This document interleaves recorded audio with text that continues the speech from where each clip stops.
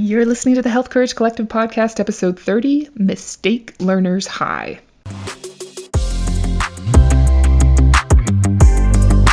Welcome to the Health Courage Collective podcast, the show for women who are too busy to slog through hours of generalized, inapplicable, and often contradictory health information, but too smart to ignore that a few minutes of focused attention now can prevent years of suffering in the future.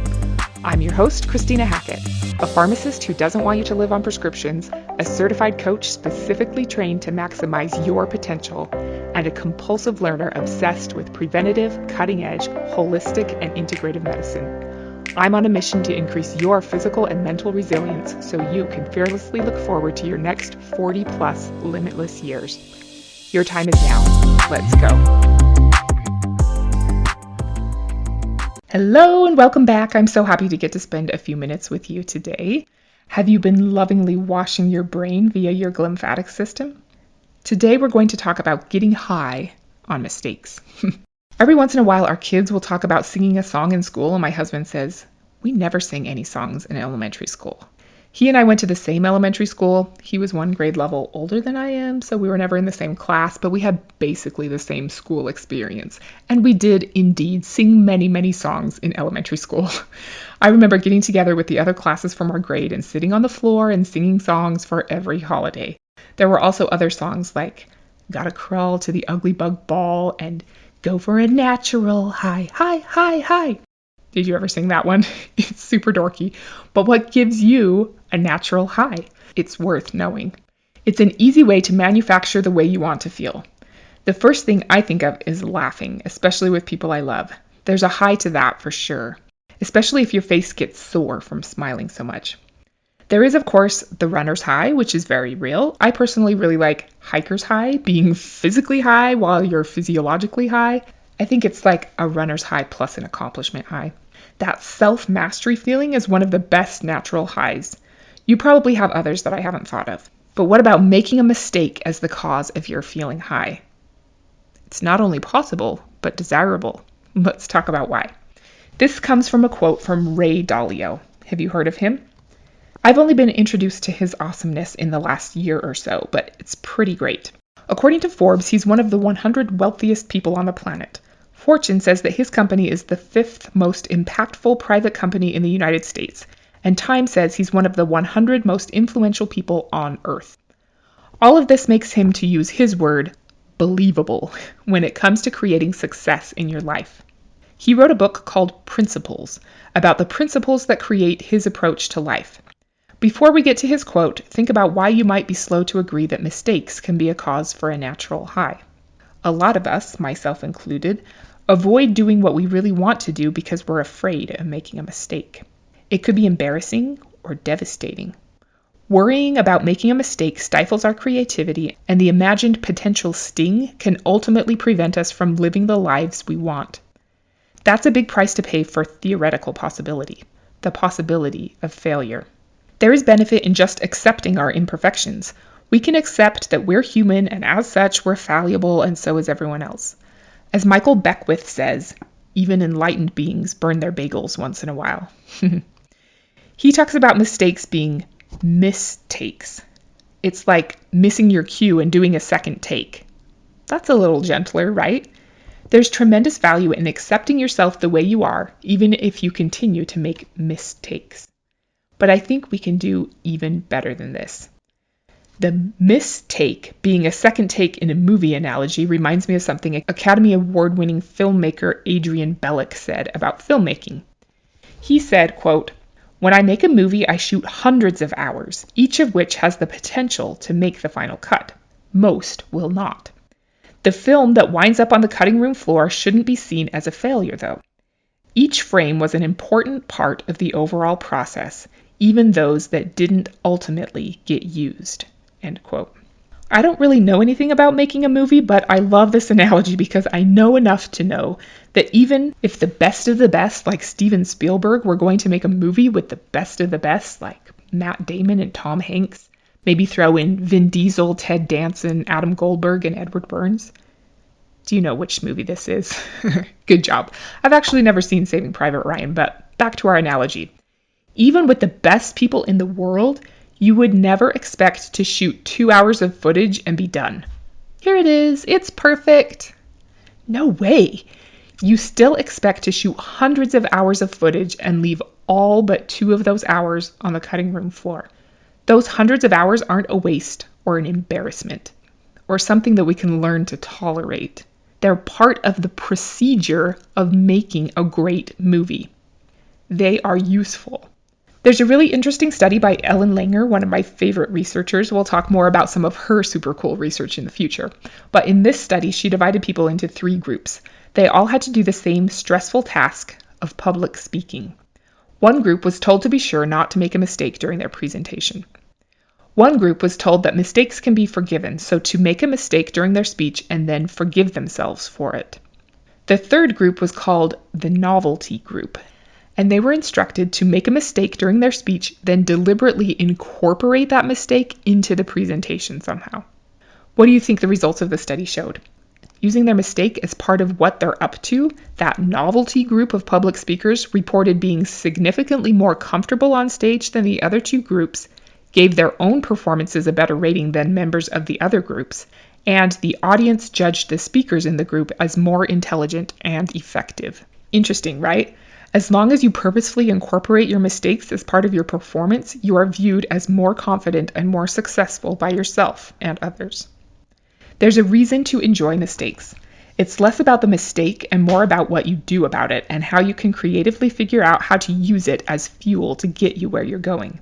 Leading positive psychologist Robert Biswas-Diener said about this study, quote, "The take-home message here for you is not to treat mistakes as though they are barely acceptable, but to embrace them as if they were your friends and also gateways to creativity, confidence, and spontaneity." Want more creativity, confidence, and spontaneity? Make more mistakes. How do you feel about that? I'm usually one of those stifled people who hates the idea of making a mistake. Depends on the situation, of course, but I think overall I could do a better job at befriending my mistakes and using them as a gateway to what I'm trying to accomplish. How about you? Okay, back to Ray Dalio and his famous book, Principles. He says, quote, "Learning how reality works, visualizing the things I want to create, and then building them out is incredibly exciting for me. Stretching for big goals puts me in the position of falling and needing to learn and come up with new inventions in order to move forward. I find it exhilarating being caught up in the feedback loop of rapid learning. Just as a surfer loves riding a wave, even though sometimes it leads to crashes. Don't get me wrong, I'm still scared of the crashes and I still find them painful. But I keep that pain in perspective, knowing that I will get through these setbacks and that most of my learning will come from reflecting on them. Just as long-distance runners push through pain to experience the pleasure of a runner's high, I have largely gotten past the pain of my mistake-making and instead enjoy the pleasure that comes with learning from it. I believe that with practice, you can change your habits and experience the same mistake learner's high." End quote. Mistake learner's high. It's an interesting concept. Are there painful or unpleasant things that you do that you truly enjoy because you know it's a means to a positive end?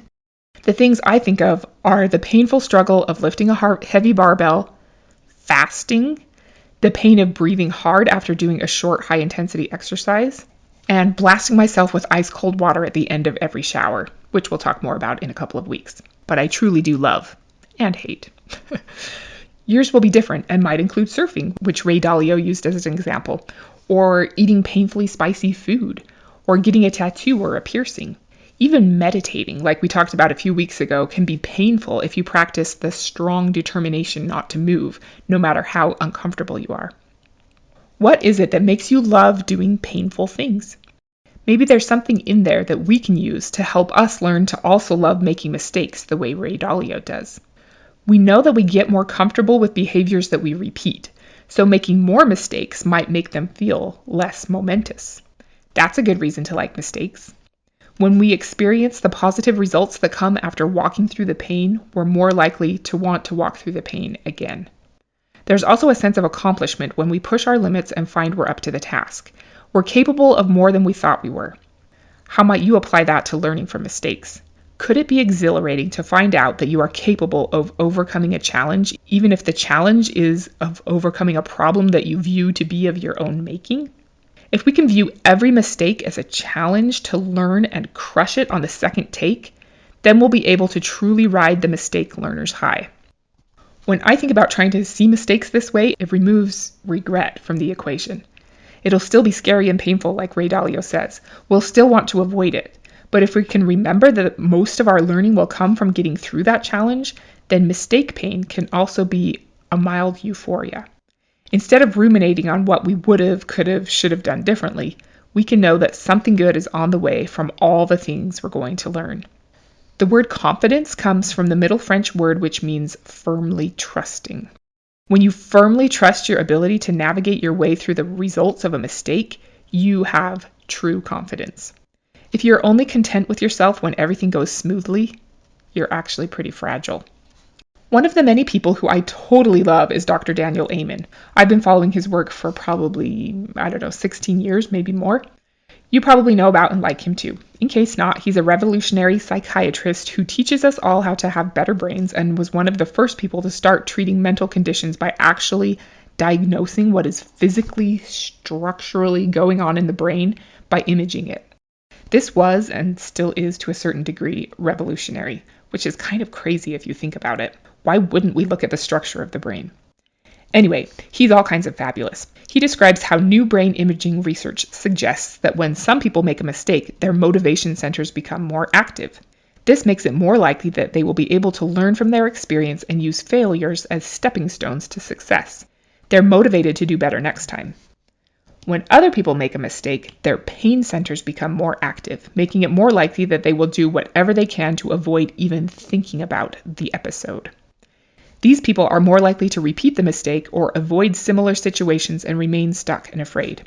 So the next time you feel the disappointment of a mistake, can you train yourself to let it light up your motivation center rather than your pain center and change your automatic habitual response to setbacks?